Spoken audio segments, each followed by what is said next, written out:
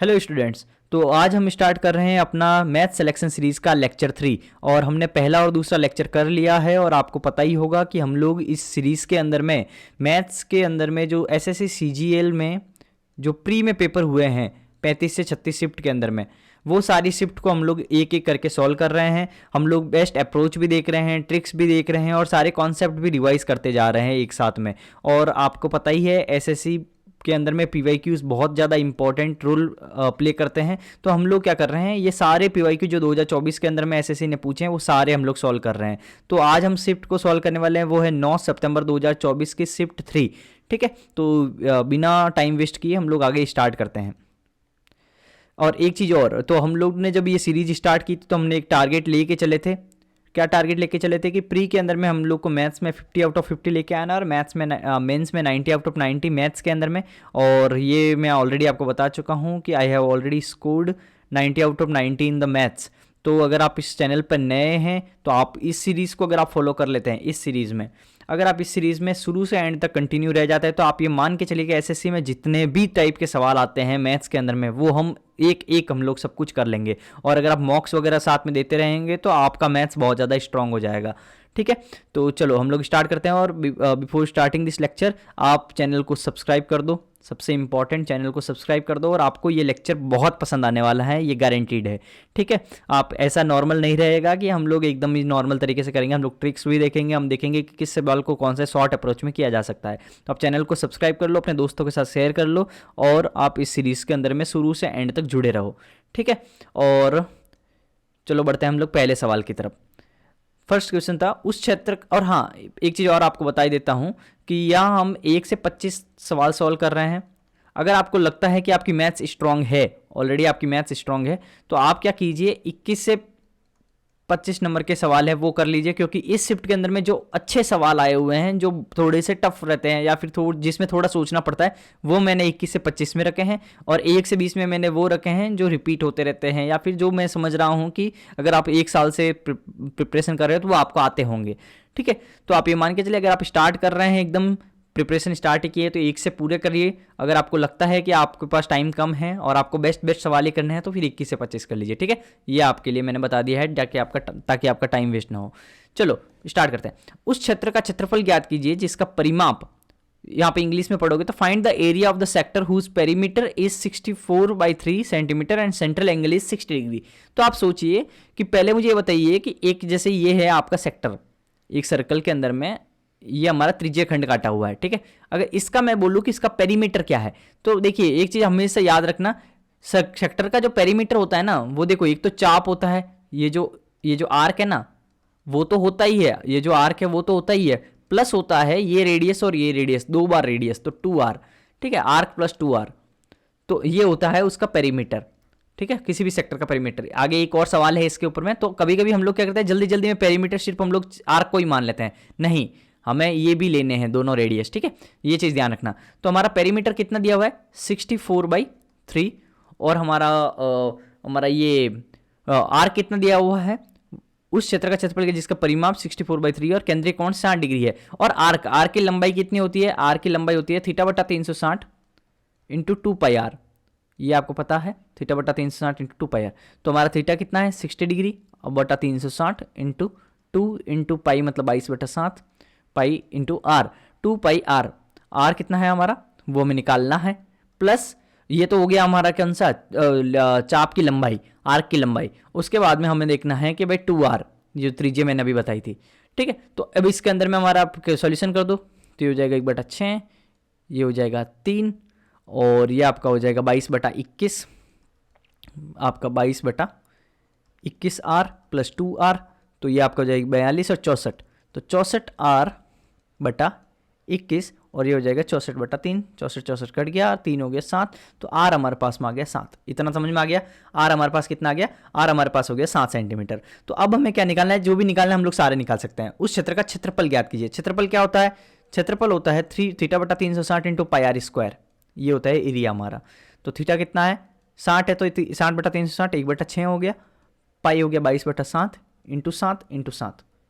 ठीक है, तो ये हो गया इंटू 7 इंटू 7, तो 7 से 7 कैंसिल और ये आपका हो गया आपका 3, ये काट दो थोड़ा, 11 और 3 11/73 तो ये हो गया आपका आंसर। अब देखिए ये तो हो गया आपका नॉर्मल मेथड जैसे आपको करना है, लेकिन अब मैं आपको बहुत ज़्यादा अच्छे से आपको ट्रिक बताने वाला हूं कि ये सवाल अगर एग्जाम में आता है तो आपको इस तरह से इतना लंबा कुछ भी करने की जरूरत नहीं है, आपको सिर्फ एक सवाल पढ़ना है और आपका आंसर आ जाएगा। उस क्षेत्र का क्षेत्रफल ज्ञात कीजिए जिसका परिमाप 64/3 सेंटीमीटर और केंद्रीय कोण 60 डिग्री है, पाई 22/7 लेना है। अब आप मुझे बताओ, आपको परिमाप निकालोगे, केंद्रीय कोण, ये सब करके आपको अल्टीमेटली आपको रेडियस तो पहले फाइंड करना है और फिर क्षेत्रफल निकलेगा, लेकिन आपको सिर्फ डायरेक्ट क्या देखना है कि हमें निकालना क्या है। लास्ट स्टेप सोचो, उस क्षेत्र का क्षेत्रफल ज्ञात करो। क्षेत्रफल ज्ञात करते समय आप क्या करोगे, θ/360 × पाई r स्क्वायर करोगे। ये दिमाग में करना है, हमें कुछ करना नहीं, कैलकुलेशन कहीं नहीं करनी है। आपको पता है कि लास्ट में कुछ भी आ रहा है, आर कुछ भी आएगा, बटा में इतना 7 वगैरह कुछ नहीं आता, 11 वगैरह, तो हमारा क्या होगा, आर कुछ भी आए, हमारे यहाँ पे पाई बैठा है, पाई क्या है 22/7, 22 में क्या है 11 × 2, तो आपको ये पता है कि मेरा जो आंसर होगा उसमें ऊपर में जो न्यूमरेटर है उसके अंदर में क्या होगा, मेरा 11 रहेगा, 11 का मल्टीपल रहेगा। तो आपको पता है कि 47 में 11 नहीं आ रहा है, गलत हो गया, 68 में 11 नहीं आ रहा है, गलत हो गया, 85 में 11 नहीं आ रहा है, गलत हो गया, 11/77 ये तो डायरेक्ट दिख रहा है। तो इसका मतलब क्या हुआ, जैसे ही क्षेत्रफल पूछे हमें पता होना चाहिए कि वहां मेरा पाई आएगा, पाई मतलब 11 आएगा, 11 मतलब ये आएगा आंसर, खत्म।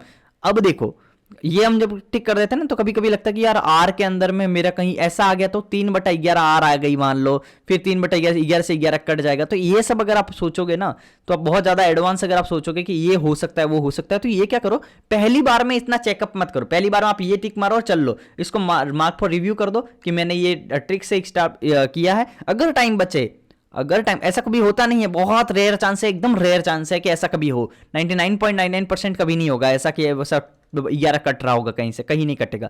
तो आपको टिक मार के आगे बढ़ना है, टाइम बचे तो वापस देखना, नहीं बचे तो ये आपका सही है, ठीक है, आपको टाइम पास नहीं करना है। ये ट्रिक हो गया आपका। दूसरा सवाल, एक चोर ने 600 मीटर की दूरी पर एक पुलिसकर्मी को देखा। तो आपका चोर और पुलिस का आपको अगर कॉन्सेप्ट पता है तो देखो, ये यहाँ पे आपका बैठा है पुलिस, ये आपके यहाँ पे है चोर, और इन दोनों के बीच की दूरी है 600 मीटर। चोर भागने लगा और पुलिसकर्मी ने उसका पीछे किया। चोर और पुलिसकर्मी ने 12 और 15 किलोमीटर की गति से भाग रहे हैं, ये तो 15 से भाग रहा है, ये 12 से, ठीक है। पुलिसकर्मी को चोर को पकड़ने में लगने वाले समय मिनटों में ज्ञात कीजिए। अब मुझे बताओ, देखो दो तरीका है सॉल्व करने का, ठीक है। आपको ऐसे सवाल को रिलेटिव स्पीड से करना है। अगर आपको कुछ भी नहीं आता ना, मैं बेसिक पूरा चोर और पुलिस है ना, ये फेवरेट सवाल है। आप ये मान लो पिछले 2 साल से चोर पुलिस, मतलब हर शिफ्ट के अंदर में लगभग 35-36 शिफ्ट हुई ना, उसमें से 30 शिफ्ट में चोर पुलिस है। तो आपको चोर पुलिस तो आपको रट के जाना है। तो चोर पुलिस में तो कुछ भी नहीं है, हलवा है। क्या करना है, अब चाल बराबर दूरी बटा समय, ये फॉर्मूला आपको आता है। तो समय बराबर क्या होगा, समय बराबर दूरी बटा चाल। दूरी कितनी है इन दोनों के बीच में, 600 मीटर की दूरी है।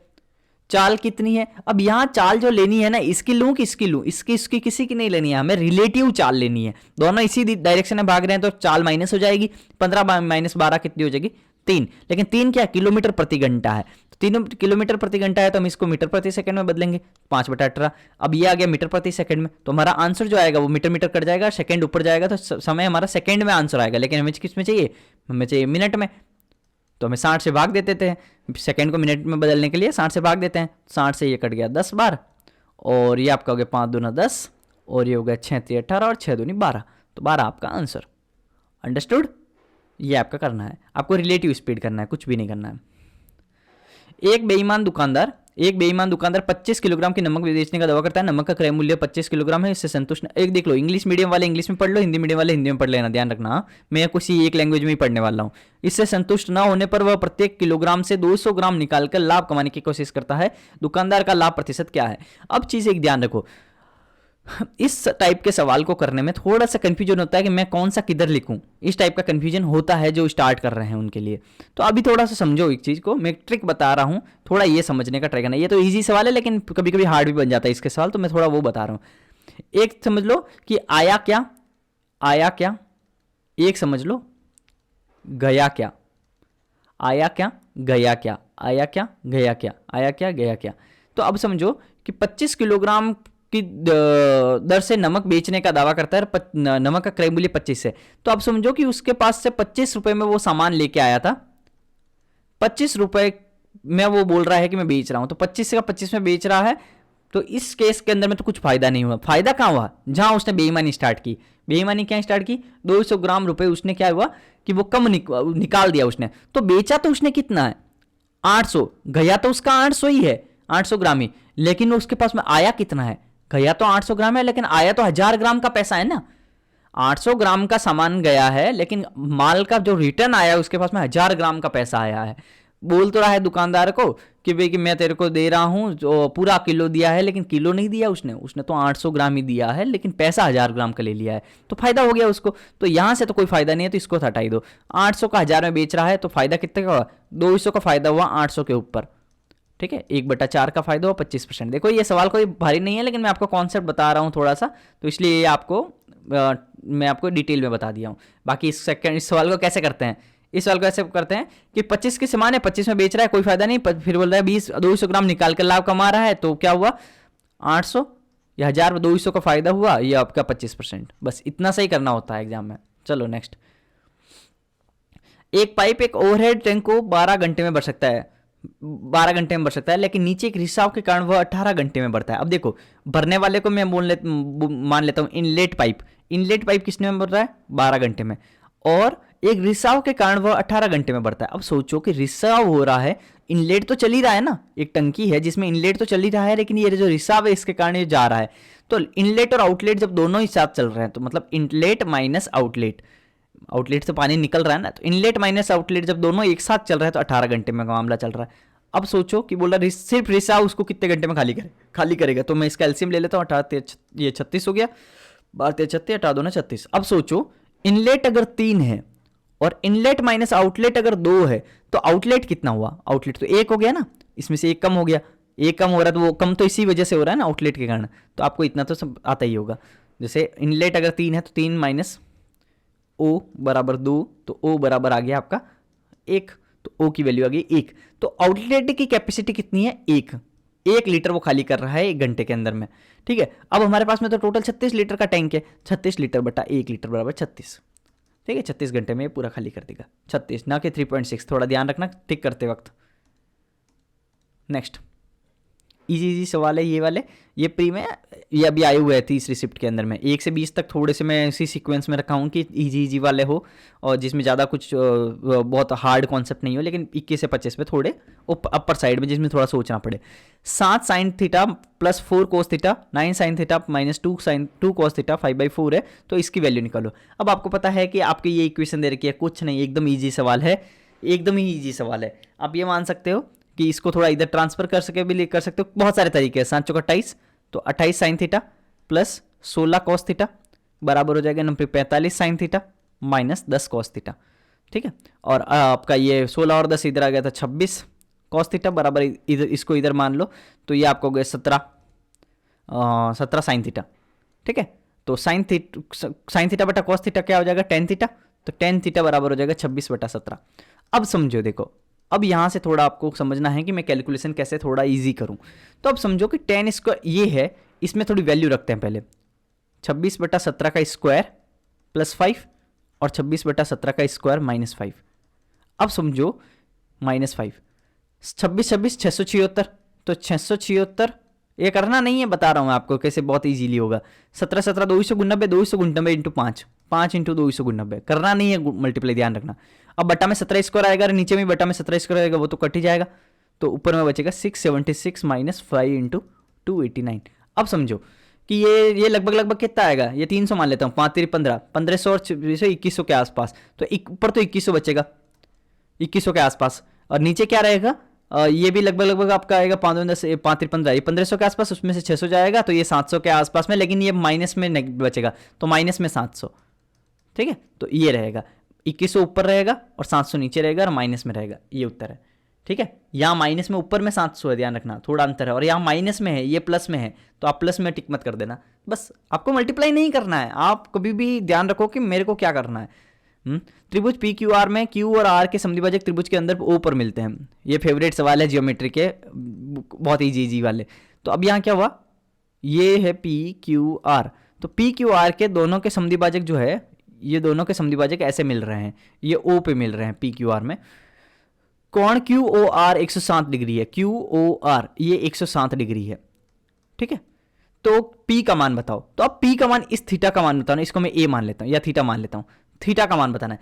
अब इसके अंदर में ये है अंतः केंद्र, हाँ, अगर आपको पता है कि कौन समद्विभाजक जहां पे मिलते हैं उसको बोलते हैं अंतः केंद्र या फिर बोलते हैं इन सेंटर।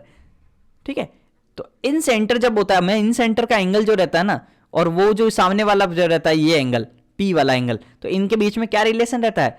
इसके बीच में रिलेशन रहता है कि ये जो इन सेंटर का एंगल है, एंगल इन सेंटर का एंगल मैं अल्फा मान लेता हूं, अल्फा जो है वो रहता है थीटा प्लस 90, अल्फा बराबर रहता है 90 प्लस थीटा बाई 2। ठीक है, ये रहता है अल्फा बराबर 90 प्लस थीटा बाई 2, और हमारे पास अल्फा कितना दे रखा है 160 डिग्री, तो 160 डिग्री बराबर 90 प्लस थीटा बाई 2, तो ये बच जाएगा इधर में आ जाएगा 17, 17 दूना 34, तो थीटा बराबर आएगा 34। ठीक है, ये आएगा 34। अब थोड़ा एक चीज समझो, इस तरह से नहीं करना है, ये कैलकुलेशन थीटा लिखना है, ये सब नहीं करना है। सीधा देखो, जब भी ऐसे बोले कि सेंटर वाला एंगल दिया हो तो ऊपर वाला ही पूछेगा। अभी आपको याद रख लो कि जब आपको ये ट्राइंगल के अंदर में ये एंगल दे देता है ना, ये तो हमेशा मेरे पूछने का ज्यादातर यही रहता है, यही पूछता है। ठीक है, ये जब दे देता है इन सेंटर में, तो आपको क्या करना है, देखो 90 से ऊपर कितना है, 90 से ऊपर कितना है, 17 ऊपर है, तो उसका डबल कर दो, खत्म, यही उत्तर है।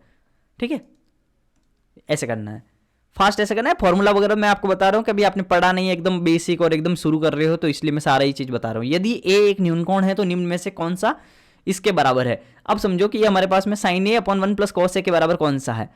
ठीक है, न्यून कोण का मतलब होता है एक्यूट एंगल, इंग्लिश में मैंने यहाँ पे लिखा नहीं है, ध्यान रखना। ठीक है, ये किसके बराबर है? तो अब समझो कि ये किसके बराबर है, तो एक आपको इक्वेशन ये तो आता ही है, sine square theta plus cos square theta बराबर 1, साइन स्क्वायर थीटा बराबर 1 माइनस कॉस स्क्वायर थीटा, और 1 माइनस कॉस स्क्वायर थीटा को मैं ये लिख सकता हूँ ना 1 square minus cos square theta. ठीक है, इसको मैं क्या लिख सकता हूँ 1 plus cos theta 1 minus cos theta, तो इसको मैं क्या लिख, और साइन स्क्वायर थीटा को मैं sine theta into sine theta लिख देता हूँ, 2 बार लिख देता हूँ अलग अलग। तो ये हो गया साइन थीटा बटा ये 1 प्लस सी नीचे ले आता हूँ, और ये हो जाएगा 1 माइनस सी अपॉन ये दूसरा वाला साइन थीटा नीचे ले आता हूँ, तो यही तो हुआ, यही तो लिखा है sine theta upon 1 plus cos theta, ये किसके बराबर है 1 minus cos theta upon sine theta, 1 minus cos theta upon sine theta, ये उत्तर, आंसर खत्म। नेक्स्ट, यदि ये 11 से विभाज्य है तो k का मान बताओ। 11 से डिविजिबिलिटी का रूल क्या है? अल्टरनेटिव जो टर्म है, अल्टरनेटिव जो टर्म है उनको जोड़ो, ऐसे इनको जोड़ो और डिफरेंस कर दो, डिफरेंस 0, 11, 22, 33 ऐसे होना चाहिए। ठीक है, तो वो आपका हो जाएगा 11 से डिविजिबल। तो यहां जोड़ो 7 और 4 11, 11 और k और 5 16, तो 16 प्लस k, तो ये तो हो गया इधर वाला सम। फिर इधर में 8 और 5 13, 13 और 8, 8 ना 16, 5 21, 21 और 4 25, तो ये हो गया 25। अब इन दोनों का जो अंतर है ना, वो या तो 0 होना चाहिए या 11 होना चाहिए। पहले एक बार 0 ले लेता हूं, 0 लूंगा तो क्या होगा 16 प्लस के माइनस 25, तो ये हो जाएगा के बराबर हो जाएगा 25 माइनस 16, तो आपका हो गया 9। तो ये तो आपका आंसर आ गया। लेकिन एक बार मैं 11 लेके देखता हूं, आपको समझ में आना चाहिए कि क्या हो रहा है। 25 में से जैसे 25 और 11 क्या हो जाएगा, 25 और 11 हो गया 36, 36 में से 16, तो ये आपका लगभग आ रहा है 20। तो अब समझो कि के यहाँ पे क्या है, सिंगल डिजिट का एक नंबर है, सिंगल डिजिट का नंबर है, यहाँ पे लिखा नहीं है लेकिन ध्यान रखना ये नंबर है सिंगल डिजिट का। तो जब ये सिंगल डिजिट का नंबर है तो आपका ये 20 हो नहीं सकता, तो इसका मतलब फिर आगे कुछ भी नहीं होगा, आपको 0 रख के ही लेना है। तो ये आपका आंसर हो गया 9। ये मैं डिटेल में इसलिए बता रहा हूँ, 9 आए तो सीधा टिक करो और आगे बढ़ो, ये सब चेक नहीं करना है 11 वगैरह, लेकिन मैं आपको पूरा आंसर अच्छे से मैथ्स के हिसाब से बता रहा हूँ। ठीक है, चलो आगे। 10 सेंटीमीटर त्रिज्या और 30 डिग्री कोण वाले वृत्त के त्रिज्याखंड का परिमाप ज्ञात करो।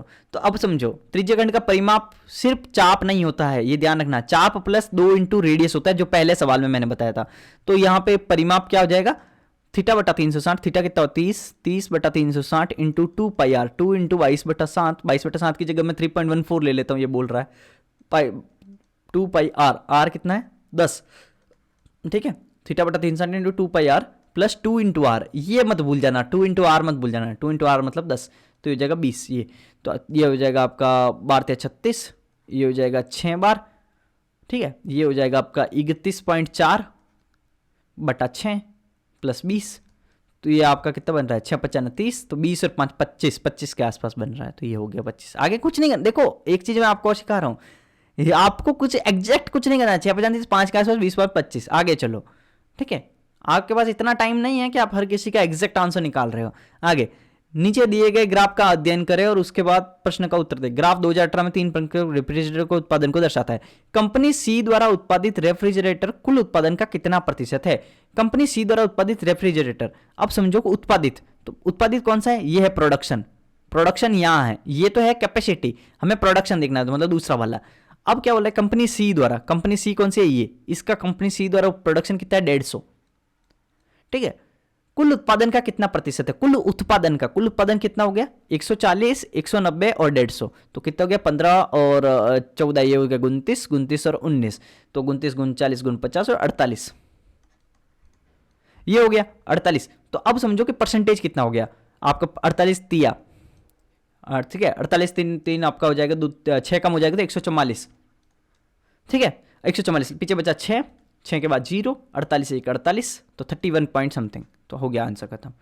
आपको ऐसे ही करना है, दमादम करना है, बहुत फास्ट चलना है। आगे 1999 की तुलना में 2002 में 1999 की तुलना में 2002 में हेलमेट सी की बिक्री, हेलमेट सी की बिक्री, तो एक तो हो गया 54, एक हो गया 68, ठीक है, कि बिक्री कितने प्रतिशत वृद्धि हुई? 54 से 68 हुई, तो आपका कितना बढ़ा? 14 बढ़ा, 54 पे बढ़ा, और ये 100 से मल्टीप्लाई कर दो तो 140/54 लिख के देख लो, तो आपका ये आपका गया लगभग 2 बार, 54 दूना हुआ 108, 108 पीछे बचा 32, 320, तो ये हो गया 6 बार अगर मैं करूँ तो क्या होगा? 6 55 30, तो आपका 6 चौक 24, तो आपका 324 बन रहा है 6 बार करने से, तो 25 पॉइंट कुछ समथिंग आएगा, 25.9, ठीक है, ये हो गया खत्म।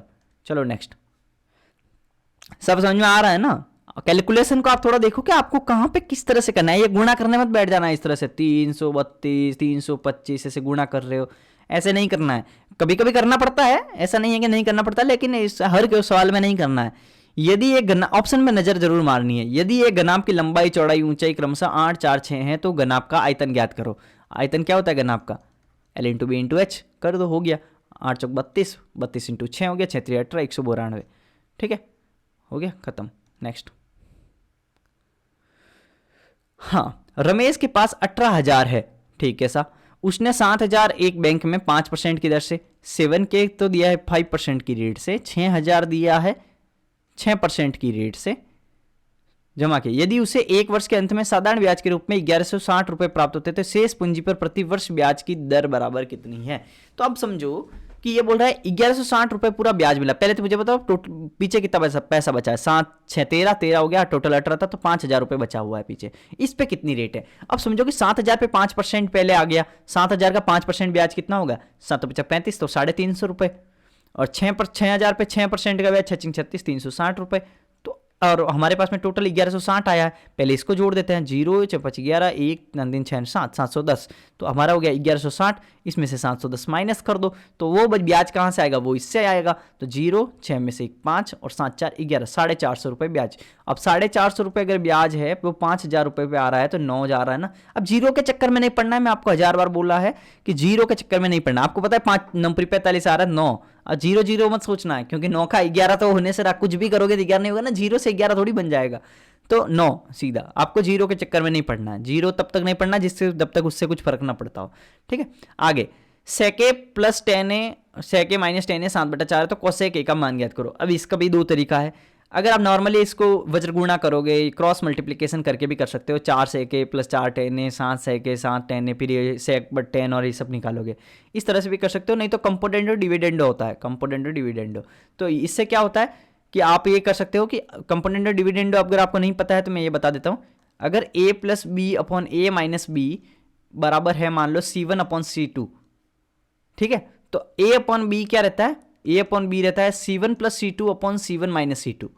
ये थोड़ा ध्यान रखना, ये होता है। मतलब आप इसमें ऊपर वाले में नीचे वाला जोड़ दो, ऊपर वाले में नीचे वाला घटा दो, ऊपर वाले में नीचे वाला जोड़ लो, ऊपर वाले में से नीचे वाला घटा दो, ये ऐसे कर सकते हो, ये सही है, ठीक है। तो आप इसमें क्या कर सकते हो? स्लैक प्लस 10 अपॉन सेक माइनस 10 है, तो इसको मैं सेक अपॉन 10 लिख सकता हूँ बराबर। इसमें मैं ऊपर वाला नीचे एक बार जोड़ सकता हूँ, एक बार घटा सकता हूँ, 7 और 4 11 और 7 में से 4 गया 3, तो ये कर सकता हूँ। अगर आपको कंपोनेंट और डिविडेंड नहीं आता है तो बता देना कमेंट के अंदर में, वैसे यही है, इतना उसमें हार्ड कुछ नहीं है। तो सेक थीटा और टेन थीटा, सेक थीटा को मैं क्या लिख सकता हूँ? 1/cos, और टेन थीटा को मैं क्या लिख सकता हूँ? sin/cos, और बराबर हो गया 11/3। कॉस कॉस कट गया, 1/sin क्या होता है कोसेक, कोसेक बराबर 11/3, कोसेक बराबर 11/3 हो गया, खत्म। नेक्स्ट 8a² 18a4 का माध्य समानुपाती है। अच्छा, इसका और इसका माध्य समानुपाती है जहां a एक धनात्मक संख्या है। कुल मिला के निकालना है द मीन प्रोपोर्शन ऑफ इसका, तो मीन प्रोपोर्शन निकालना है। मीन प्रोपोर्शन या माध्य समानुपात का मतलब क्या होता है, उसका मतलब होता है जैसे कि a/b, इसका मतलब बता रहा हूं मैं क्या होता है। a/b जो होता है ना, ऐसा कोई नंबर बताना है जहां पे b/c बन रहा हो, b/c, ठीक है, मतलब a/b और b/c इस तरह से सेम हो, उसके रेशियो सेम हो। तो अब यहाँ पे इसको निकालने का तरीका होता है, मतलब ये बराबर होता है, कुल मिला के ऐसे है a/b बराबर b/c, तो इसका फॉर्मूला होता है b² बराबर ac। इस तरह का फॉर्मूला होता है माध्य समानुपात का, अगर नहीं आता है आपको, ठीक है, b² ac। और एक होता है तृतीय अनुपाती, चतुर्थ अनुपाती ऐसे बोलते हैं, ठीक है, थर्ड प्रोपोर्शनल, फोर्थ प्रोपोर्शनल। तो वो क्या होता है, वो होता है a/b बराबर c/d, ना कि b/c। तो उसमें 4 टर्म होते हैं, तो वो क्या होता है फिर a/b बराबर c/d, तो फिर हो जाएगा ad बराबर bc। वो दूसरा सवाल है। इस सवाल में हमें क्या निकाला, मीन प्रोपोर्शन। मीन प्रोपोर्शन का फॉर्मूला होता है b² बराबर ac। तो हमारा क्या होगा, b² मतलब सेंटर वाला टर्म, तो b² हमें b निकालना है। a हमारा हो गया ये वाला टर्म 8a², फिर ये हो गया 18a⁴, a² से ये स्क्वायर बचा, बटा में तो आएगा a, बटा में आएगा a, तो उत्तर हो गया ये। हमें ऊपर देखना ही नहीं है, ठीक है। एक चीज ध्यान रखो, हमें कुछ नहीं देख, बटा में ये आएगा ना, स्क्वायर हटाओगे तो स्क्वायर a² बन रहा है, स्क्वायर हटाओगे तो बटा में ये आएगा, और ऑप्शन में कहीं दिया ही नहीं है, तो ऊपर क्यों देखना है। चलो नेक्स्ट, ऐसे ऐसे सेकंड बचाना है, थोड़ा ध्यान रखना। एक क्लियरेंस सेल में एक साड़ी जिसका अंकित मूल्य 10,490 है 9,441 रुपये में बेची गई, साड़ी पर छूट कितना है। तो आप समझो कि 10,400 गुण 50 रुपये और 10,490 रुपये का कोई सामान है, 9,441 रुपये में बेचा गया, तो छूट कितना प्रतिशत है। पहले तो देखो कि रुपए कितने, छूट कितना है, 10 में से गया 9, फिर अब बचेगा 4, फिर बचेगा 0, फिर बचेगा 1, तो 1,000 गुण 50 रुपये की छूट बची है। तो 1,000 गुण 50 रुपये की छूट किस पे मिली है, 10,490 पे। तो कट गया सीधा सीधा, 1/10 बन रहा है, 1/1000 गुण 50, 1,000 गुण 50 कट गया, तो 1/10 बन रहा है, 1/10 मतलब हो गया 10%, खत्म। चलो नेक्स्ट, आगे दी गई तालिका में ये है 4 टी-शर्ट उत्पादन दिख रहा है। इन 4 वर्षों के दौरान किस कंपनी का टी-शर्ट का उत्पादन अधिकतम था। अब थोड़ा समझो इस चीज को, इस यहाँ आती है कैलकुलेशन और यहाँ आता है दिमाग कि हमें फास्ट कैसे करना है, ठीक है। एक होता है लोग कागज पे लिखते हैं, पहले देखो कैसे कैसे करते हैं। यहाँ पे मैं थोड़ा टाइम इसलिए दे रहा हूँ ताकि लोगों के समय बचे एग्जाम में। अब देखो औसत उत्पादन अधिकतम किस में था, पहले तो आप इस पर नजर घुमाओ, ये सब 240 के आसपास के डाटा है, कोई ऊपर कोई नीचे, कोई ऊपर कोई नीचे, बहुत ज्यादा अंतर नहीं है सब में। इन 4 उत्पादन के किस टी-शर्ट का उत्पादन औसत अधिकतम, औसत अधिकतम बोलो या फिर सम अधिकतम बोलो, एक ही बात है। जिसका सम अधिकतम होगा उसी का तो औसत अधिकतम होगा ना। बटा में 6 सब में, बटा में 6 सॉरी यहाँ के बटा में 4, तो बटा में 4 सब में रहेगा, तो फिर कोई अंतर नहीं आने वाला ना। तो जिसका सम अधिकतम उसका ही औसत अधिकतम, तो हमें सम अधिकतम देखना है, सवाल यही है। सम औसत निकालना नहीं है, ध्यान रख लेना, सम अधिकतम देखना। अब सम अधिकतम देखने के अंदर में क्या बोलो, अब इसको देखो थोड़ा कि हमें ऐसे में नहीं जोड़ना है कि कागज पे आप लिख रहे हो एग्जाम में 243 248 ऐसे जोड़ोगे तो हो गया बर्बाद। तो हमें क्या करना है, और दूसरा ये भी नहीं जोड़ना है कि स्क्रीन पे हम जोड़ रहे हैं 8 और 2 10, 10 और 2 12, 12 और 3 15, 15 5 असल का 1, फिर 4 4 8, 9 और 4 13 16, ऐसे नहीं जोड़ना है सब कुछ, ठीक है। अब आपको कैसे जोड़ना है वो बता रहा हूं कि 240 के आसपास के डाटा है, तो हम 240 को इग्नोर कर देते हैं, उतनी वैल्यू को इग्नोर कर देते हैं। सीधा सीधा देखो, इसको मैं मान लेता हूं, ये देखो 240 से कितना कम है कितना ज्यादा है, देखो कम है तो माइनस करो, प्लस है तो इसका करो। इसको देखो, ये हो गया 3, ये हो गया 8 और ये हो गया -8, तो ये इसको तो जोड़ो ही मत, 8 और -8 हो गया ना, 240 के कंपेयर में बोल रहा हूँ। ये 2 3, ये 8, ये -8, तो ये कटा दिया, ये 2, तो यहां सम आ गया 5। समझ गए, सबका 240 में इग्नोर कर दिया ना, तो हम देखो 5 आया। इसमें देखो 4 -1 0 और ये हो गया 4 4 4 8 8 में से गया 7, ठीक है। यही सम देखो कितना फास्ट हो रहा है। अब इसको देखो 4 -4, ये तो 0 हो गया, फिर आगे हो गया ये -5 और ये आपका -10, तो ये तो -15 हो गया, ठीक है। अब ये 0, ये माइनस में जा रहा, माइनस का 10, ये प्लस का 8 और ये प्लस का 2, 8 और 2 10 10, ये पूरा 0 बन रहा है। तो हमारा सबसे ज्यादा किसका आया सम, इसका आया, C2। अंडरस्टूड ना, मैं क्या बोल रहा हूं, 240 इग्नोर करके करो, फास्ट होता है कैलकुलेशन जब डाटा नजदीक हो। समझ गए, ये सवालों के हिसाब से आपको सोचना है सब। आगे 4x प्लस ये है और ये है इक्वेशन समांतर है, समांतर मतलब पैरेलल, ठीक है, इंग्लिश मीडियम वालों के लिए पैरेलल है, तो इसका वैल्यू बताओ। तो अब देखो कि ये पैरेलल है, अगर तब अगर दो इक्वेशन पैरेलल होती है तो क्या होता है, a1/a2 बराबर होता है b1/b2, आपको आता होगा। अब a1 मतलब x वाले का टर्म, ये 4 है, तो 4 अपॉन इधर x वाले का टर्म क्या हो गया k-2, और y वाले का टर्म होता है b, तो ये हो गया k-2/9, 9 चौक 36, 36 बराबर k-2 का स्क्वायर। अब पागल जैसे ये मत कर देना कि k-2 को खोल रहे हो, ये मैं छोटी छोटी चीज़ें क्यों बता रहा हूँ, क्योंकि ये लोग करते हैं k स्क्वायर में प्लस 2x ऐसे ऐसे कर लोगे, ऐसे कुछ भी नहीं करना है, हमें सीधा स्क्वायर यहीं से खोल दो, तो k-2 बराबर 6, ठीक है, और k बराबर, और हाँ एक चीज़ समझो, ये यहाँ पे क्यों दिया है, ये मेंस में छोटी छोटी चीज़ें आपको अगर सीपीयू वगैरह IBPS वगैरह दूसरे भी एग्जाम दोगे तो थोड़ी बहुत ज़्यादा थोड़े से क्रिटिकल सवाल आ जाते हैं।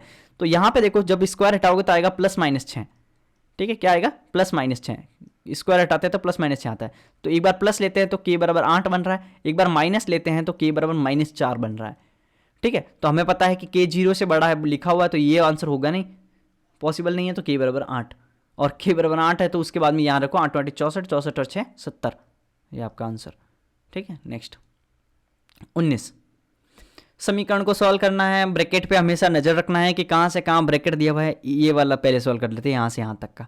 तो 7 में से 4 गया 3, 3 और 7 10, 7 में से 10 गया -3। एग्जाम में ये पूरी इक्वेशन मत लिख देना, लड़के लिखते हैं मैंने देखा है, 7 में से 4 गया 3, 3 और 7 10, 10 7 में से 10 गया -3, तो -3 हो गया, और ये माइनस बाहर पड़ा हुआ है तो +3 हो गया, +3 और 14, तो ये हो गया आपका 17, 17 और इधर हो गया 7 4 11, तो 17 में से 11 गया, पीछे बचा 6, यही है, और उसके बाद 6 और 7 13, 13 में से 13 गया 0, हो गया खत्म, ठीक है, कर लेना, इतना तो आता है। चलो आगे, दो त्रिभुज EFG HIJ सर्वांग सम है, सर्वांग सम है, कॉन्ग्रुएंट है, ये देखो EFG HIJ ये सर्वांग सम है। यदि त्रिभुज EFG का क्षेत्रफल 124 है, इसका 124 है, तो HIJ का क्षेत्रफल क्या होगा। अब सोचो, बहुत इजी सवाल है, 124 इसका, तो इसका ही 124 ही होगा ना। देखो दो तरह के ट्राइंगल होते हैं, एक होता है समरूप ट्राइंगल, सिमिलियर ट्राइंगल, एक होता है सर्वांग सम ट्राइंगल।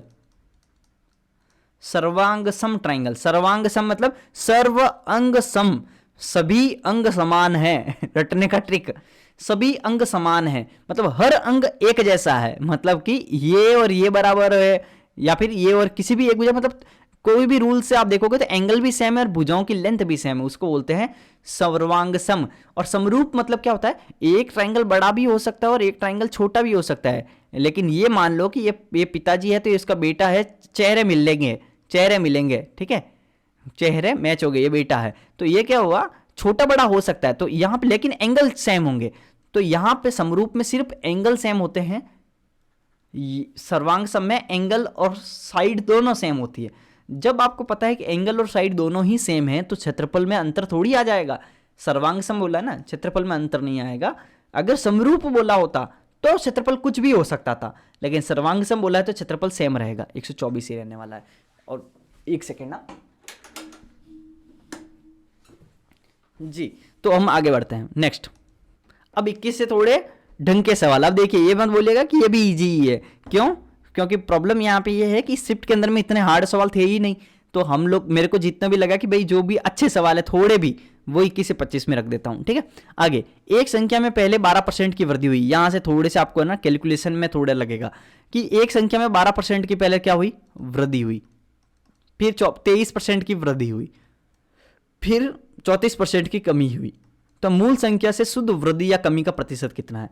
अब समझो कि 3 संख्या का अगर हम कर भी सकते हैं डायरेक्ट, फॉर्मूला भी रहता है, लेकिन 3 में डायरेक्ट नहीं जाना है, एक एक करके कर लेते हैं। तो यहाँ पे आपको सक्सेसिव लगाना है, सक्सेसिव आपको आता है, नहीं आता है तो इसका फॉर्मूला होता है a + b + ab अपॉन 100, ये सक्सेसिव होता है, ठीक है। इसका क्यूमुलेटिव आप बोलते हैं ना, एक बार 12 बढ़ाया, एक बार 23 बढ़ाया, तो बताओ टोटल कितना बढ़ा, तो वो टोटल इससे निकलेगा, ठीक है। लेकिन यहाँ पे एक चीज ध्यान रखना है, यहाँ पे साइन भी लेना है, साइन जो होते हैं ना वो लेने हैं। तो 12% पहले बढ़ा, तो 12% बढ़ा तो 12 प्लस फिर 23 बढ़ा 23 प्लस 12 × 23/100, 12 और ये हो गया 5 और 3 35 और 12 3 36 6 3 12 2 24 25 27, सॉरी 12 3 36 6 3 12 2 24 27, 27, ये हो गया 2.76, ये हो गया 37.76, ठीक है, ये हो गया 37.76। तो इन दोनों का तो हो गया 37.76, तो ये हो गया 37.76 और 34% की कमी हुई, तो 34% की क्या हुई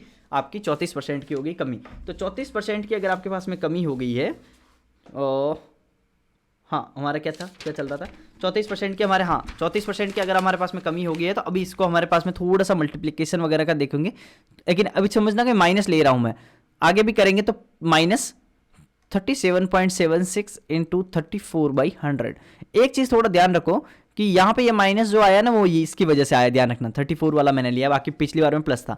अब इसका हो गया 3.76 माइनस 34 को इससे मल्टीप्लाई, अब कैसे करोगे वो थोड़ा बता देता हूँ कि आप इसका मल्टीप्लाई नॉर्मल मेथड से ही करने वाले हो, क्योंकि अभी ऑप्शन को देखो, ऑप्शन में 9 भी दिया है 10 भी दिया है, तो जब 9 और 10 दोनों दिए हुए हैं ना, तो अब आपका 9.5 मान लो आपका आया, 9.4 का 9.6 हो जाएगा अगर आप थोड़ा भी है ना वो करोगे, अब लगोगे 37 को 38 ले लेता हूँ, तो यहाँ से कुछ गड़बड़ हो सकता है।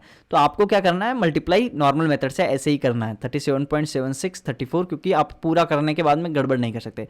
6 चौक 24 4 2, हाँ चौक 28 30 3, हाँ चौक 28 29 31 1 3 4 12 13 14 15 और 6 3 18 1 21 असल का 2 7 21 22 23 3 का 2 3 9 10 11।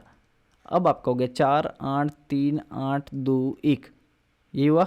उसके बाद में आपका 2 तो ये हो गया और 2 ये, 4 संख्या छोड़ के लगा दो, तो 12.83, तो हो गया 12.83। अब इसमें से ये माइनस कर दो, 12.83 में से 3.76 माइनस करेंगे तो आएगा लगभग अपना 9.07, तो 9.07%, लेकिन ये हो गया माइनस में, तो माइनस में 9.07, तो ये 9 के बराबर है लगभग, तो 9% की कमी, तो ये आपका हो गया आंसर। तो अब एक चीज़ समझो, यहाँ पे हमें जो गुणा करना पड़ा ना वो करना ही पड़ेगा, क्योंकि 1 2 3 सवाल ऐसे देंगे ही, वही बता रहा था कि 21 से मैं थोड़ा कैलकुलेटिव डाल रहा हूँ अंदर। अब आगे समझो, ये अच्छा सवाल है, ये अच्छा सवाल है, ठीक है, ईजी सवाल है लेकिन अच्छा सवाल है। यदि एक्स वाई जेड धनात्मक संख्याएं हैं तो x plus y plus z अगर 1 है तो न्यूनतम मान क्या होगा, x upon y, y plus y upon z plus मतलब sorry 1 upon x plus 1 upon y plus 1 upon z का न्यूनतम मान क्या होगा, अगर x plus y plus z 1 है तो इसका न्यूनतम मान क्या होगा। अब समझो कि इसका मिनिमम मान निकालने के लिए इन दोनों के अंदर में एक इक्वेशन होती है। आपको एक चीज़ याद रखना है कि जो 3 तरह के मीन होते हैं, अर्थमेटिक मीन, एक होता है ज्योमेट्रिक मीन, ठीक है, एक होता है हार्मोनिक मीन, ठीक है, हार्मोनिक मीन, तो ये ऐसे 3 तरह के मीन होते हैं, ठीक है। इसके अंदर में एक रिलेशन होता है कि अर्थमेटिक मीन जो होता है ना वो हमेशा ना ग्रेटर देन इक्वल टू रहता है हार्मोनिक मीन, ये याद कर लो। ये सवाल अच्छा सवाल है, क्योंकि नॉर्मल तरीके से क्या होता है, सारे टाइप के सवाल हम लोग करते हैं, लेकिन हर साल कुछ न कुछ 1 2 सवाल जो होते हैं वो अच्छे आ जाते हैं या फिर नए टाइप के आते हैं, तो ये नया टाइप का था, कुछ लोग छोड़ के भी आए थे इस सवाल को। तो आप थोड़ा ये चीज़ समझो कि अर्थमेटिक मीन हमेशा हार्मोनिक मीन से ज़्यादा रहता है। तो अर्थमेटिक मीन क्या रहेगा 3 संख्याओं का, जैसे एक्स वाई जेड 3 संख्याएं, तो इनका अर्थमेटिक मीन क्या रहेगा, इनका अर्थमेटिक मीन रहेगा x plus y plus z upon 3 और greater than equal to harmonic mean. और एक्स वाई जेड का हार्मोनिक मीन क्या होगा, हार्मोनिक मीन का फॉर्मूला देखो, अगर 2 डिजिट है एक्स और वाई तो इसका हार्मोनिक मीन होता है 2/1/x प्लस 1/y, और इसको थोड़ा सॉल्व करते तो आता है 2xy/x प्लस वाई, ठीक है। और 3 संख्या है तो क्या आएगा 3/1/x plus 1/y plus 1/z। अगर मैं x plus y plus z हमें दे रखा है कि 1 है, तो 1/3 ग्रेटर देन इक्वल्स टू 3 ये पूरा p मान लेता हूँ, तो p ग्रेटर देन इक्वल्स आ गया 9, तो p की मिनिमम वैल्यू क्या आएगी 9, तो न्यूनतम वैल्यू क्या आएगी 9, तो ना आपका उत्तर हो गया। अंडरस्टूड, तो ये अच्छा सवाल है, ये कॉपी में लिख लेना, ठीक है, इस तरह के सवाल का कैसे करना है। आगे यदि बुधवार को सभी प्रिंटरों द्वारा एक साथ मुद्रित पृष्ठों की कुल संख्या शनिवार को सभी प्रिंटरों द्वारा मुद्रित पृष्ठों की कुल संख्या से 15 अधिक है, शनिवार को सभी प्रिंटरों द्वारा मुद्रित, शनिवार कहाँ है, ये रहा शनिवार, तो इस वार को जो भी प्रिंट हुए उससे 15% अधिक निकालो और वही होगी बुधवार को। तो अभी हमें निकालना क्या है, हमें निकालना है कि बुधवार में कितने प्रिंट हुए, और वो बोल रहे हैं कि बुधवार में उतने प्रिंट हुए जितने शनिवार को टोटल प्रिंट हुए उससे 15% ज़्यादा है, तो शनिवार को पहले टोटल निकालो। और टोटल निकालने के लिए संख्या हमें लिखनी नहीं है, ध्यान रखना, वापस कॉपी में हमें जोड़ते जाना है, 0 0 0, तो ये 0, आगे 9 8 17 17 3 20 20 और 24 24 का 4 असल का 2 8 2 10 10 5 15 15 16 17 17 और 5 22 का 2 असल का 2 फिर 7 8 9 6 15 16 16 और 8 24, 24 का 4 2 2 और 1 3, तो ये होगा 34 2 4 0। इस तरह से ही वहाँ पे एग्जाम में भी करना है, वहाँ पे एग्जाम में लिखना नहीं है, एक चीज़ थोड़ा ध्यान रखना, 34 2 4 0। अब इससे 15% ज़्यादा, अब इसके निकालने के दो तरीके हैं, या तो जीरो को तो पहले हटा ही दो, जीरो को तो मैं बोल रखा हूँ कि आपको लेना ही नहीं है, इतना सोचना ही नहीं है, क्योंकि जीरो रखने से क्या होगा, लास्ट में एक जीरो आएगा, उससे कुछ फर्क इतना पड़ेगा नहीं। अब यहाँ पे दो चीज़ है, अब इसको आप 115 से मल्टीप्लाई करोगे, बात तो वही है, 115 से मल्टीप्लाई करने का मतलब क्या हुआ कि 115 मतलब 1.15, तो इससे आप डायरेक्ट आ जाएगा, नहीं तो फिर आप 15% निकालो, फिर इसमें जोड़ दो, वो भी हो जाएगा। नहीं तो आप क्या करो, यहाँ से आप डिजिटल सम भी निकाल सकते हो, कुछ भी कर सकते हो, आपको जो करना है कर सकते हो, इसमें इतना बड़ी बात नहीं है, ठीक है। 5 6 7 और 4 3 7 8 9 9 और 4 13, वैसे 3 देखो, 3 इसमें भी नहीं है, 3 इसमें भी नहीं है, देखो 4 3 7 7 8 9 9 और 4 13, 5 और 1 6 और 1 7 9 इसमें, और 13 7 आपका 91, तो 13 7 91, तो 9 और 1 10, तो इसका डिजिटल सम कितना हो जाएगा, आपका 1 हो जाएगा डिजिटल सम, इसका डिजिटल सम 1 हो जाएगा। तो इसमें एक देख सकते हो, 5 4 9 8 9 10 11, 1 1 2 4 5 6 6 और 5 11, 11 और 7 18, 7 हो गया, 4 और 6 4 10 11 12 13 14 15, 9 3 3 6 6 6 12 7 19 19 हो गया, तो ये आ गया डिजिटल सम, ये हो गया आंसर। तो आपको गुणा करना है तो करो, नहीं तो डिजिटल सम कर लो, कुछ भी लगा सकते हो, आपको बहुत सारे तरीके हैं। आगे मान लीजिए a प्लस बी बराबर 2c, तो निम्नलिखित में से कौन सा व्यंजक सत्य है, तो कौन सा व्यंजक सत्य है, तो अब इसको ऑप्शन को थोड़ा देखो गौर से, a स्क्वायर है, b स्क्वायर है, ये स्क्वायर है, a स्क्वायर b स्क्वायर कहाँ से आएगा, जब इसको स्क्वायर करोगे तभी आएगा, और 2ac है और 2bc है, अगर आप नॉर्मल तरीके से स्क्वायर करोगे तो क्या होगा वो थोड़ा समझो, पहले स्क्वायर ऐसे करते हैं थोड़ा सा उसके, तो क्या होता है हमारे ये तो आ जाएगा लेकिन दूसरा नहीं आएगा, 2ab तक भी आ जाएगा, 2ab आ जाएगा, लेकिन यहाँ पे तो 4c स्क्वायर है, तो यहाँ cb स्क्वायर में बन रहा है, लेकिन यहाँ कहीं भी ऑप्शन में c स्क्वायर में नहीं दिया है, तो आप इसको थोड़ा इस तरह से कर दो, a प्लस बी लिखो, फिर इसको मैं c प्लस सी लिख देता हूँ, 2 बार लिख देता हूँ, फिर मैं क्या करता हूँ, एक c को इधर भेज देता हूँ, ये कर सकते हैं ना, एक c को इधर भेज देते हैं, तो a माइनस सी आ जाएगा, और फिर इधर एक बार इसको भेज देते हैं, c माइनस बी आ जाएगा। अब इसको स्क्वायर कर देते हैं, तो अब यहाँ पे स्क्वायर करेंगे तो क्या आएगा, a square plus c square minus 2ac, और यहाँ आ जाएगा c square plus b square minus 2bc, c square cancel हो गया। अब ये क्या बचा, a square minus 2ac, a square minus 2ac, a square minus 2ac नहीं जम रहा है तो ये इधर भेज दो, a स्क्वायर माइनस 2ac, और ये बन रहा है B square minus 2bc, option में है क्या कहीं पे, a square minus 2ac, A square minus 2bc बोल रहा है, तो यहाँ पे क्या है, a स्क्वायर प्लस 2bc, हाँ तो ये वाला जम रहा है ना, तो ये इधर ट्रांसफर कर दो, a स्क्वायर प्लस 2bc बराबर हो जाएगा c square sorry b square plus 2ac, तो यहाँ पे क्या हुआ, ये इधर वाला इधर डाल दिया, तो ये आ गया answer, a square plus 2bc बराबर b स्क्वायर प्लस 2ac, तो ये आंसर हो गया। तो ये तो हुआ एक तरीका, लेकिन इस तरह से हमें क्या होता है, कभी कभी दिमाग में नहीं आता है कि मैं कौन सा c इधर लूँ, कौन सा स्क्वायर करूँ, कुछ नहीं तो आप थोड़ा इसको समझो, आप इसमें वैल्यू पुटिंग कर दो। वैल्यू पुटिंग कैसे करोगे, अगर आप ऐसा वैल्यू पुटिंग करोगे कि a प्लस बी बराबर 2c, a भी 1 रख दिया, b भी 1 रख दिया, तो a और b 1 रख दिया, b और b जुड़ेगा 2 2 बाई 2 1, तो c बराबर भी 1 आ गया, तो सब 1 1 1 रखोगे ना, तो आप समझो कि ये भी 1 और ये सब इक्वेशन है ना सेम बन जाएगी। तो आपको इस तरह से नहीं रखना है, थोड़ा अलग वैल्यू रखना है। अलग वैल्यू कैसे रख सकते हो, अलग वैल्यू रख सकते हो कि मैं a को तो रख देता हूँ, मान लो कि 1 रख दिया, b को रख दिया मैं मान लो 3, a को रख दिया 1, b को रख दिया 3, तो 3 4 और c आ जाएगा 2। तो अब इस तरह की वैल्यू पुटिंग करो, c 2 आ जाएगा इसमें रखोगे तो, ठीक है। तो अभी ये वैल्यू पुटिंग करोगे ना तो आपको सारे आंसर अलग अलग आएंगे, तो फिर आपको मैच इसी में करेगा, ठीक है। तो ये भी कर सकते हो। 25वां, एक स्टॉक पोर्टफोलियो में 4 स्टॉक है, 4 स्टॉक है, स्टॉक ए पोर्टफोलियो का 20% दर्शाता है और इसका रिटर्न 6% है। तो पोर्टफोलियो का 20%, देखो एक स्टॉक ए है जो 20% है लेकिन उसका रिटर्न 6% आ रहा है, स्टॉक बी में 30% है लेकिन उसका रिटर्न 8% आ रहा है, स्टॉक सी का पोर्टफोलियो का 20% है लेकिन उसका रिटर्न 4% आ रहा है, स्टॉक सी डी पोर्टफोलियो के अंदर में शेष 30% को दर्शाता है और इसका नकारात्मक रिटर्न है 5%। पोर्टफोलियो का औसत रिटर्न क्या है। अब एक चीज समझो, हमारे इंजीनियरिंग में जो सब्जेक्ट होती है ना, हर सब्जेक्ट का वेटेज होता है अलग अलग। जैसे बोर्ड वगैरह में तो क्या होता है ना, सारे वेटेज सेम ही रहता है, मैथ्स उतना ही वैल्यू पुट रखता है जितना हिंदी रखता है, इंग्लिश रखता है। तो वो सब है। लेकिन इंजीनियरिंग में क्या होता है, जैसे कि आप वेटेज भी दे सकते हो कि भाई अगर आपका मान लो कि सॉलिड मैकेनिक्स है, सॉलिड मैकेनिक्स सब्जेक्ट है तो इसका वेटेज है 2। अगर मान लो कि आप एनवायरनमेंट है तो इसका वेटेज है 1। तो ऐसे सब्जेक्ट का भी वेटेज होते हैं, उस हिसाब से परसेंटेज बनते हैं, ठीक है। तो यहाँ पे भी वेट का है। वेट क्या है कि पोर्टफोलियो ए जो है ना उसको वो 20% को दर्शाता है। अगर टोटल 100% है उसमें से 20% तो ए है। ए क्या है 20%, तो इसका मतलब क्या हुआ 20%, तो मैं इसको 20% मान लेता हूँ। और उसका रिटर्न कितना 6%, तो इसको मैं 6% है, ठीक है। लेकिन दूसरा वाले में क्या हुआ, ये तो उसका वेट है और ये उस वेट का रिटर्न है, तो इन दोनों का मल्टीप्लाई होगा। ये वेट है 30% और ये उसका रिटर्न है 8। ये वेट है 20%, इसका रिटर्न है 4। और डी पोर्टफोलियो के लिए शेष 30% को दर्शाता है। 30 ही हुआ ना, 20 और 30 50 से 70, पीछे बचा 30, तो 30 है, लेकिन इसका रिटर्न है -5, तो इसका -5 है।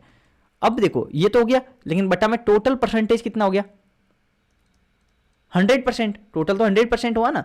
लेकिन हमें तो आपको पता है पहले देखो हमें जीरो के चक्कर में नहीं पढ़ना, हमें ज़्यादा से ज़्यादा परसेंटेज हटा के नीचे बटा में जीरो रखना पड़ेगा, लेकिन वो सब सोचो ही में, हमें संख्या तो यही है।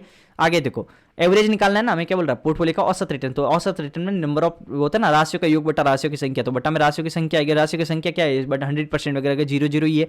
तो अब देखो 6 दूना 12, सीधा ऐसे करो 6 दूनी 12 तो 120 बन रहा है, 8 3 24 240 बन रहा है, 20 चौका 80 80 बन रहा है, और ये 5 15 150 माइनस हो रहा है। तो -150 है तो इसको मैं -30 मान लेता हूँ ना, 120 हटा के ये -30 हो जाएगा।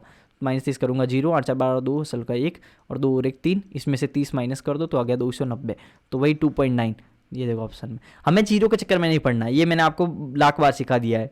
जीरो के चक्कर में सोचना ही नहीं है कि ये अब आपको ये नहीं सोचना है कि ये 0.29 था या 2.9 था या 29 था या 290 था, कुछ नहीं सोचना है, था यही था, आंसर यही है, ठीक है। आपको इस तरह से सोचना है। तो थैंक्स फॉर वॉचिंग। और एक इंपॉर्टेंट चीज़, अगर आपको ये लेक्चर पसंद आया है तो आपको लेक्चर को सब्सक्राइब करना है, आपको चैनल को सब्सक्राइब करना है, अपने दोस्तों के साथ शेयर करना है। और सबसे इंपॉर्टेंट बात, अगर आपको सब कुछ अच्छा लगा है, आपको 21 से 25 के सवाल भी अच्छे लगे, शुरू से अगर 1 से 25 भी अच्छे लगे, आपको कमेंट करके भी बताना है।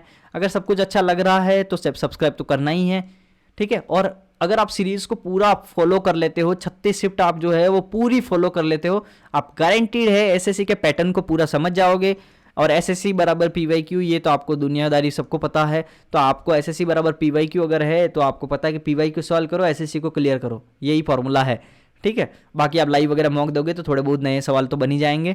तो आपको ये सब करना है, आपको चैनल को सब्सक्राइब करना है, वीडियो पे कमेंट करना है, अपने दोस्तों को शेयर करना है। कंपटीशन नहीं बढ़ेगा, चिंता मत करो।